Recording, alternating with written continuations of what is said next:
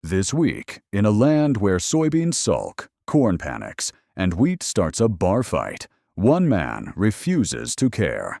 He doesn't trade on emotion, he trades on rules, and while the rest of the market spirals, he keeps quietly stacking wins from stuff you can actually eat, drink, wear, or burn. Welcome back to As the Markets Turn, starring Dr. Fred Rouse, the real money doctor, and the only man in finance who can make a market update sound like therapy with sarcasm.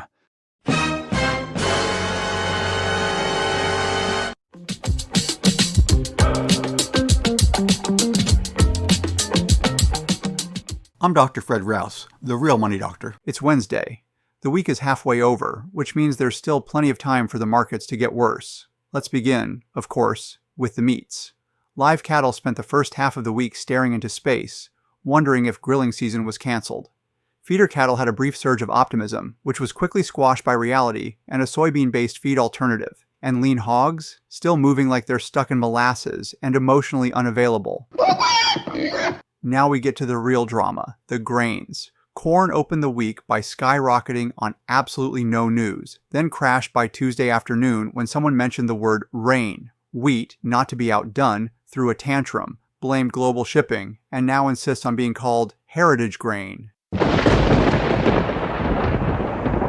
And soybeans? Silent, no movement, no emotion, just a blank stare that says, don't ask me anything until after harvest. Thus we arrive at the standoff. No one's moving, everyone's offended, and somewhere out there, a chartist is crying into their Fibonacci retracement lines. Moving on to the metals, where even the shiny stuff is acting dull. Gold rose on Monday, fell on Tuesday, and now sits stubbornly still, like it knows you're watching. Silver continues its long, proud tradition of being the kid no one picks for dodgeball. Copper rallied on Tuesday morning, then fainted by the close when it saw China's latest PMI numbers. Let's peek at the currencies. The dollar flexed early, briefly made everyone nervous, and then went back to scrolling through debt-ceiling memes. The euro is trying to look serious, like a toddler in a business suit. The yen remains apologetic, reserved, and steadily declining, kind of like a retirement account built on tech stocks. Then, the financials.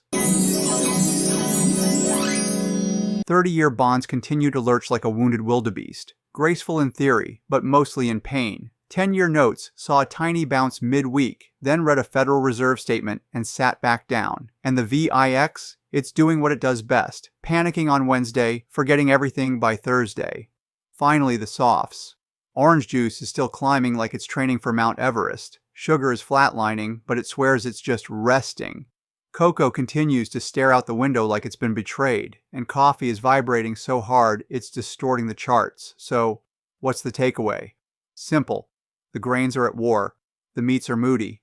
The metals are lost. And yet here you are, calm, collected, and making money on this chaos with a system that works in under 20 minutes a day, after market hours, and under your control. You don't need Wall Street, you just need wheat to keep being weird. That's it for today's As the Markets Turn. Join us Friday for more market absurdity, where the softs stage a rebellion and we ask, can sugar get revenge? Spoiler, yes, yes it can. I'm Dr. Fred Rouse, the real money doctor, signing off for this week's As the Markets Turn. We'll see you next Wednesday, assuming the grains don't file for bankruptcy and the bonds don't unionize.